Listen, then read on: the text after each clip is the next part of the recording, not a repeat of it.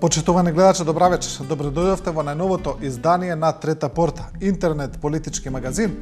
Во оваа емисија посветен речиси целосно на последниот извештај на Европската Унија за напредокот на Македонија. Како што е познато на поголемиот дел од јавноста, овој пат Македонија е оценета со средна оценка 3, а земјата назадува во многу клучни области, меѓу кои е владењето на правото, корупција, и овој пат Македонија всушност не доби препорака за почеток за преговори со Европската Унија, туку таа препорака е условена со спроведување на политичкиот договор од Пржино и со спроведување на априлските избори. Почнуваме со дел од оние написи во медиумите, овој пат со напис на Призма, кој вели: лоши оценки за Македонија од Брисел, за препораката ќе се одлучува по изборите. Сериозната политичка криза, високо ниво на корупција, кршењето на човекови права, мешањето во работата во судството и во работата на медиумите го обоја извештајот на Европската комисија за напредокот на Македонија, што е објавен во Брисел. Комисијата е подготвена да ја продолжи препораката за почеток на преговори со поранешната Југословенска република Македонија, но тоа ќе биде условена со имплементација на политичкиот договор од јуни-јули и со потребниот напредок во спроведување на ургентните реформски приоритети, пишува во извештајот. Според описните оценки што ги дава Европската комисија во извештајот, Македонија добива двојка во повеќето од клучните области за тоа каква е актуелната состојба во државата. Во извештајот се користи описно оценување од 1 до 5 за актуелната ситуација, рана фаза, одреден напредок, умерено подготвена, добро ниво и напредно ниво. Македонија оценета со двојка или одреден напредок во делот на слобода на изразување, судство и основни права, борба против корупција, борба против организиран криминал и безбедност на храна. Тоа значи извештајот на Европската Унија. И само ќе појаснам, значи овие области кои се посочени како двојка, тоа се одредени области во извештајот, сепак во вкупниот извештај Македонија е оценета со тројка. Продолжуваме со текст на Deutsche Welle, кој оди во слична насока со овој текст на Призма и од кој се порачува: условена е второто име за замрзната препорака.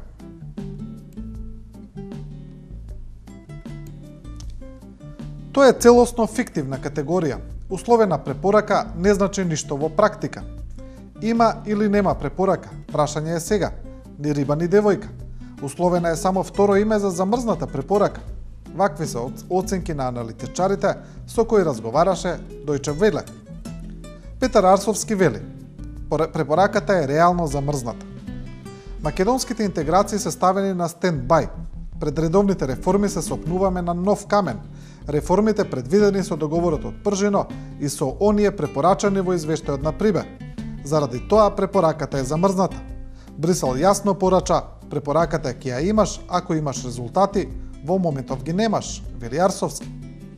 Едва и преодната оценка што во просек ја доби Македонија од Европската комисија и поставениот услов воопшто не ги изненадува аналитичарите. Критиките со години бележат континуитет, укажува и Душан Бојчев, советник за надворешна политика на поранешниот председател Киро Глигоров. Тоа е тој текст на Deutsche Welle за условеност на препораката која Македонија ја доби од Европската Унија. А Фокус пишува дека оваа препорака за Македонија за почеток на преговорите со Европската Унија е најлоша досега. Најлош досега извештај за Македонија со условена препорака. И тука во овој извештај веќе укажува Фокус дека се влезени и прислушуваните телефонски разговори. Прислушуваните разговори во кои очигледно се вклучени високи владени представници укажуваат на кршење на фундаменталните права, мешање во независноста на судството, слобода на медиумите и изборите, како и политизација и корупција. Загрижено за сите овие прашања беше сигнализирана во претходните извештаи за напредокот. Исто така нотирано е дека неуспехот на политичкиот диалог и потешкотиите при постигнување консензус за одредени прашања ја потенцираат културата на политичка поделеност во земјата, забележува Брисел. Извештајот потврдува дека недостатоците околу изборите, кои претходно ги нотира ОПСЕ и ОДИХР и други сомненија, се рефлектирале во содржините од прислушуваните разговори.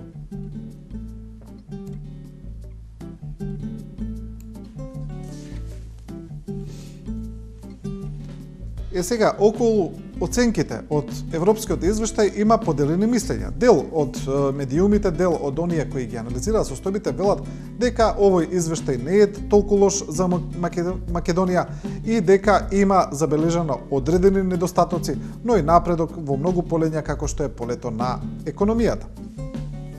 Одиме со порталот Курир, кој меѓу другото забележува и дека оние недостатоци кои се нотирани се најмногу предизвикани од страна на опозицијата. Насловот на Курир порачува: владините реформи донесоа препорака, кризата креирана од СДСМ услов.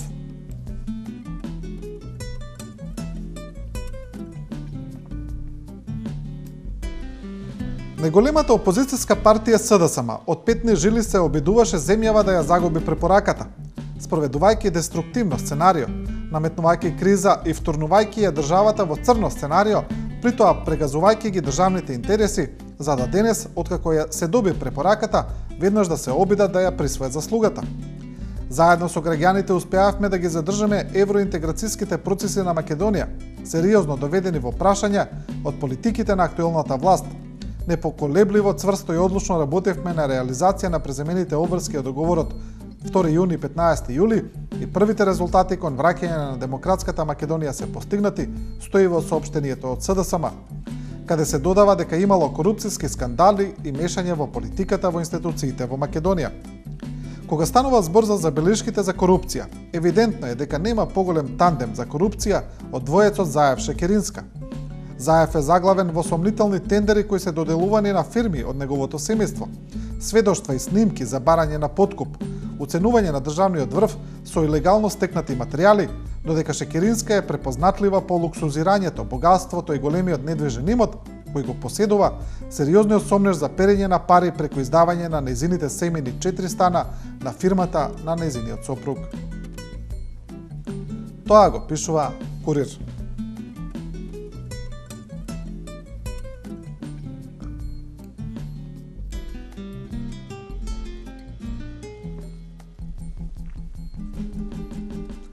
А слично мислење има и премиерот Груевски, кој вели дека Македонија ја добила препораката благодарение на политиките на владата. И овој пат премиерот Груевски за сите негативности се повикува на народот и вели дека народот најдобро ќе реши дали извештајот на Европската Унија е добар или лош. Еве еден од насловите. Народот може да даде најдобра оценка за извештајот.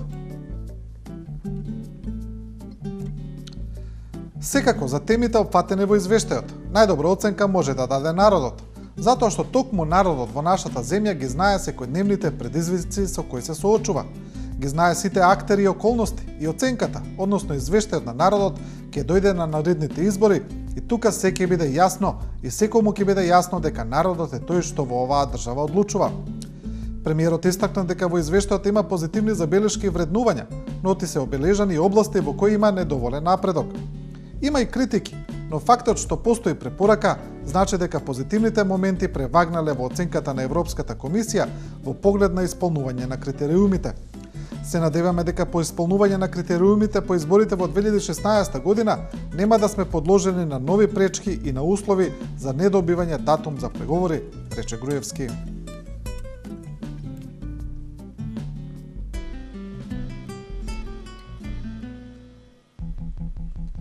И сега на овој став на премиерот Груевски, кој веќе се провејува после сите критики кои излегуваат во јавноста и таа флоскула дека народот ќе одлучи за се на избори, има доста реакции. Одиме со професорката Мирјана Најчевска, објавена на незинот Facebook профил, која вели дека ова сега што се прави е спротивно и на програмата на ВМРО-ДПМН. Изјавата на Груевски дека не успеале да обезбедат поквалитетен живот. Изјавата на Груевски значи дека не успеале да обезбедат поквалитетен живот, повисок стандард, не успеале да изградат држава со ред и спроведување на законите. Па сега ги замајуваат граѓаните и рачунаат на нивното кратко помнење. Во програмата на ВМРО-ДПМН стои дека членството во Европската Унија за нас не е пуштање на сино-жолти балони. Членството во Европската Унија за нас значи македонските граѓани да имаат стандард на живење близок до европскиот. Меѓутоа, кога истите тие европјани ќе му кажат дека не е остварил ништо од ветеното, тој ги отфрла како стари чорапи. Тоа го пишува професорката Најчевска. А има реакција од уште еден професор, тоа е професорот Тито Беличанец, кој исто така пишува за овие пораки на премиерот Груевски. Професорот Беличанец вели: проценете го умот на Груевски. Накусо, не ја прифаќа условената препорака и манипулира со народот. За Груевски и Брисел лаже. И тука ќе видиме дел од коментарите. Еве еден поранешен министер, значи исто така професор, колега, професорот Ненад Новковски, кој има една прилично интересна паралела, би кажал образовна.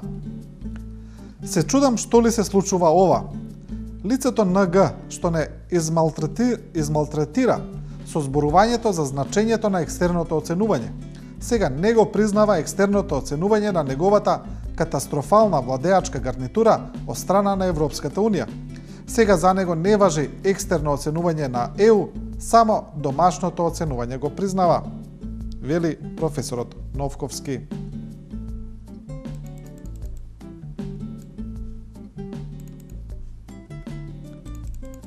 Продолжуваме со уште еден Facebook статус. Тој е оној на Бранко Тричковски. Остар краток вели: Хан, препораката ќе ја загубите ако не го спроведите договорот од Пржино, односно ако изборите во април не бидат совршени. Груевски, па тоа е еден од полесните услови. Продолжуваме со реакции на повикувањето на премиерот на народот. На Facebook сега пишува Марија Гашовска. Секој пат кога Грујо ќе изговори народ, згаснува по една звезда на небото. Се разбира, ироничен статус и тука ќе видиме дел од коментарите.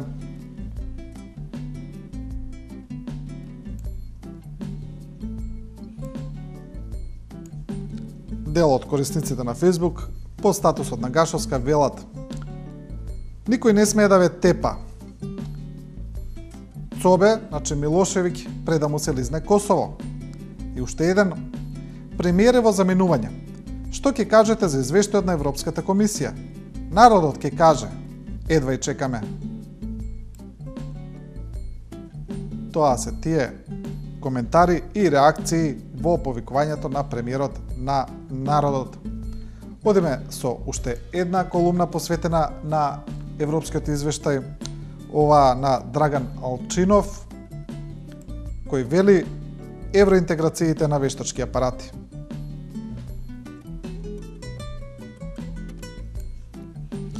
Извештајот кој Македонија го доби денес е силен удар во кулата од карти која Груевски ја гради со години. Имено, во самиот фокус на извештајот е политичката криза. Дури уште во самиот вовет извештајот констатира дека периодот за кој се известува беше под силна доминација на сериозната политичка криза, која е најтешка криза за земјата од 2001 наваму. Понатаму во извештајот речиси на секоја страница стои терминот политичка криза. Но извештајот не само што ја констатира кризата, туку оди и чекор понатаму и ја лоцира вината за истата. Скандалот со неовластеното следење на комуникациите е вина на високи владени функционери и истиот открива нарушување на основните права, мешање во работата на судството, нарушување на слободата на медиумите, изборни неправилности, партизација и корупција. Иако за сето ова имаше индиции, отворени препораки и јасни насоки за действување во минатите извештаи на комисијата, сепак власта изминатите години не презеде ништо во насока на имплементирање на истите. За комисијата ситуацијата е јасна, Нема никакви странски служби, ниту пак некаков план за државен удар. Политичката криза која одбележа годинава е резултат на злоупотребата на власта од страна на високи владени функционери.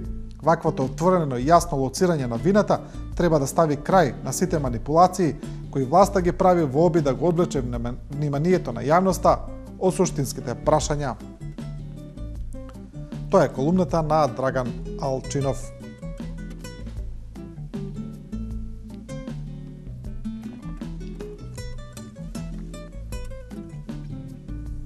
А во извештајот се нотирани и сериозни недостатоци за работата на медиумите, значи тоа се исти оние неправилности кои се повторуваат секоја година во Македонија, но и сите новинари не мислат дека Европската Унија е во право.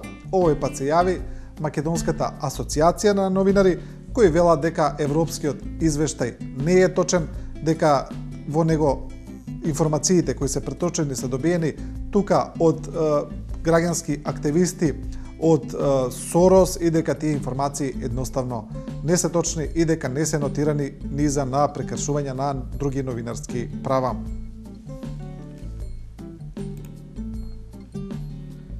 Реакцијата на МАН вели дека извештајот е пристрасен во делот за медиумите.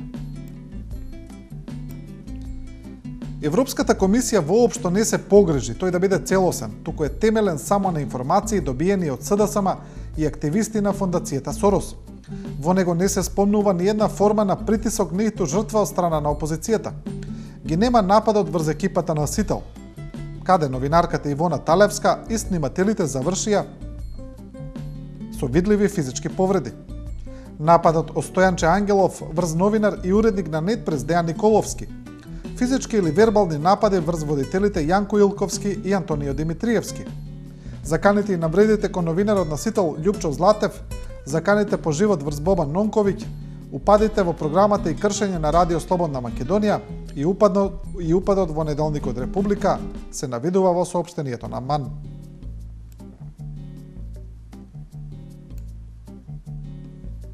А за ова има реакција од новинарот Миодраг Мишолик, кој има интересна констатација. Мишолик вели: Груевски и Милошовски го оценија извештајот на Европската Унија поточно, неодземањето на препораката за почеток на преговори како голем успех за нив, а нивното новинарско здружение МАН го смета извештајот за пристрасен, субјективен и едностран. Или не се координирани, или се ептен координирани, па главниот гуми конструктивност, а извршителот екстремност. Инаку колку да се знае, препораката не е одземена само затоа што ако ја одземат, потоа нема да ја вратат најмалку 5-10 години. Свесно ни прогледуваат низ прсти за колку толку да останеме во некаква надеж за приклучување кон нормалниот свет. Тука некаде го завршуваме делот за европскиот извештај, иако извештајот се однесува на сите случувања во општеството, за сите оние социјекономски категории, така да за било што да зборуваме од сега, тоа го има во извештајот, а продолжуваме со здравството. Во здравството имаше уште еден скандал, како што е познато, тоа е случувањето со пукањето во лекар на скопските клиники од страна на пациенти кои биле незадоволни. По ова имаше доста реакции, контрареакции, барање за оставка од министерот Тодоров, но и одбрана на министерот. Во таа одбрана застана еден од хирурзите, тоа е професорот Виктор Камиловски, кој вели дека не треба да се бара одговорност од човекот кој направил многу за здравството. Ова па предизвика полемика со новинарот Бранко Геровски. Ќе ја видиме сега реакцијата на професорот Камиловски и одговорот на Бранко Геровски. Еве Камиловски вели: време е за вистината.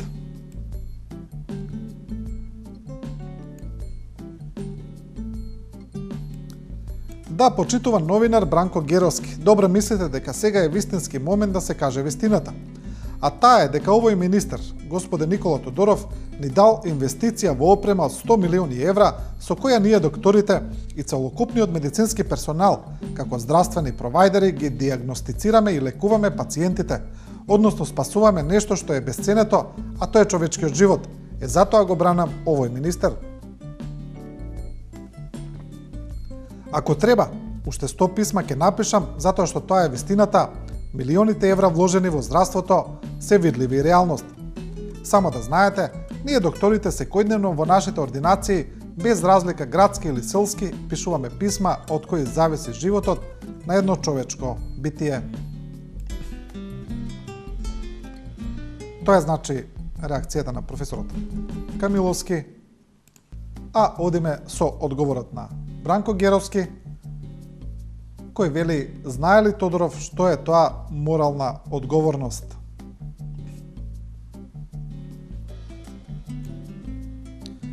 Господине Камиловски, ајде прво да расчистиме една важна работа. Вие велите: овој министер господин Никола Тодоров ни дал инвестиција во опрема од 100 милиони евра. Време е да научите, докторе, дека Тодоров не ви дал ништо од сопствениот джеб. Од джебот на оваа криминогена клика на власт, од партиската каса на ВМРО ДПМН или од некој таен фонд на владата. Тоа се народни пари, пари од граѓаните на оваа земја, од даночните обврзници, значи ние сме ви дале, а не Тодоров, тоа да ви биде јасно. Втора битна работа што треба да ја знаете, господине Камиловски, е дека многу ваши колеги во клиничкиот центар во Скопје бараат вашиот омилен министер да поднесе морална одговорност, односно оставка, поради инцидентот. Неговата изјава дека чувствува морална одговорност за инцидентот директно ја демантира вашата немошта одбрана. Но неговото одбивање да поднесе оставка како чин на морална одговорност секако зборува дека Тодоров всушност не знае што зборува, или можеби знае, но власта му е поважна од моралот.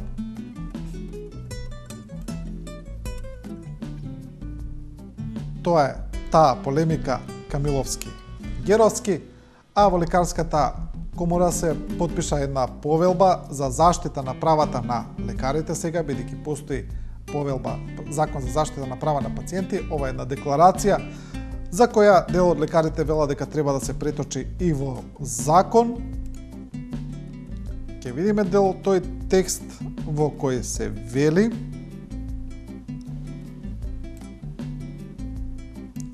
меѓу основните начела кои ги содржи повелбата се одржување и унапредување на довербата меѓу докторот и пациентот, како и членовите на неговото семејство во вршење на докторската дејност, заемно почитување на правата на пациентите и на докторите, право на докторот да се повика на совеста поради сопствени етички, верски и морални обврски, да одбие спроведување на диагностика, лекување и рехабилитација на пациенти ако тоа не е во спротивност со правила на струката и со тоа не се почитуваат трајни последици за здравјето или не се загрозува животот на пациентот.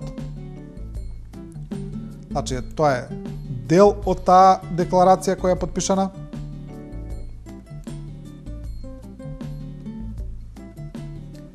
И за ова веднаш има реакции, ќе ги видиме, одиме со Менче Точи, познат новинар во здравството, веќе можеме да кажеме и аналитичар слободно, која вели: еден по еден лекарите, од кои повеќето се директори на болниците, ја потпишаа повелбата со која Министерството за здравство, Лекарската комора и Македонското лекарско друштво се договорија да го заштитат интегритетот и дигнитетот на лекарската фела. Меѓу нив немаше ниту еден од хирурзите на скопските клиники кој не е на функција. Тоа го констатира Менче Точи, а за оваа декларација реагира и хирургот Тодор Ношпал, кој исто така се огласи на Фейсбук. Ете, добро е, вистинска во наводници реакција, се потпиша повелба, ќе се преточи во закон и од утре ќе се средат работите во здравството. Ќе проработи новата во наводници опрема, ќе се среди мој термин, нема да се чека по 2 месеци, нема да умираат пациенти, нема да се пука по доктори, ќе има здравствен кадар таму каде е потребно, докторите ќе добијат аспирин и аналгин за лекување на пациентите, младите лекари нема да бегаат во странство, а пациентите ќе бидат задоволни. Повторно, стихино, паушално решавање на проблемите, ама добро изгледа во јавноста. Работам нешто колку да се рече дека работам, само да си ја сочувам фотелјата. Се прашувам, што е следно што треба да се случи, да се опаметиме и да се разбереме што се случува во здравството. Ова не можам да го прочитам, се разбира. Моја мала интерпретација.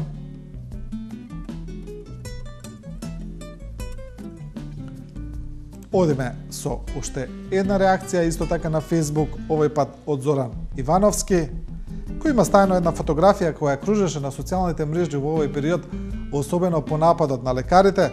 Се разбира дека таа фотографија е извадена од контекст. Значи имаме една, се претпоставувам, вработена во здравството, во бел мантил, со чекан во раката, и Ивановски пишува: се очекува и понатамошно влошување на ситуацијата поради мешањето на ЦИА, МОСАД, НАТО и трулиот Запад во македонското здравство.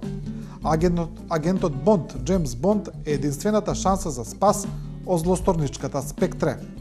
Во меѓувреме, здравствените работници се самоорганизираат и ќе бдеат во селски стражи. Тоа е тој ироничен статус за состојбите во здравството, а за тоа пишуваше и познатиот Facebook корисник твитерџија Владко Васил, кој вели дека здравството не е вакво од сега. 25 години е вакво, во наводници.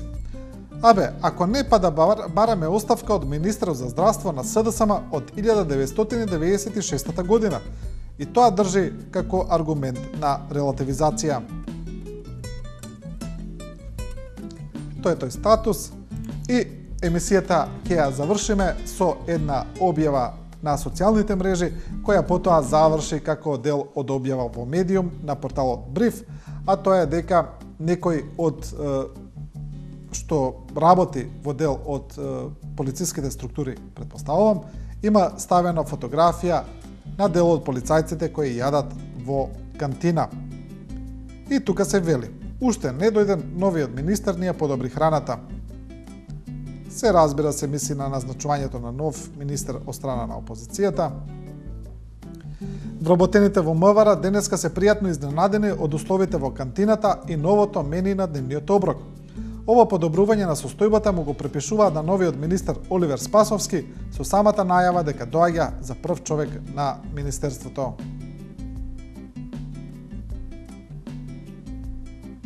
Ете, тоа е таа објава на Бриф.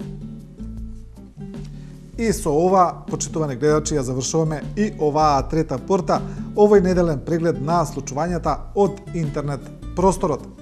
Мотото на трета порта веќе добро го знаете, а тоа е дека ние не ви кажуваме како да размислувате, туку ви ја прикажуваме големата слика, заклучоци носете сами. Останете со програмата на 24 вести.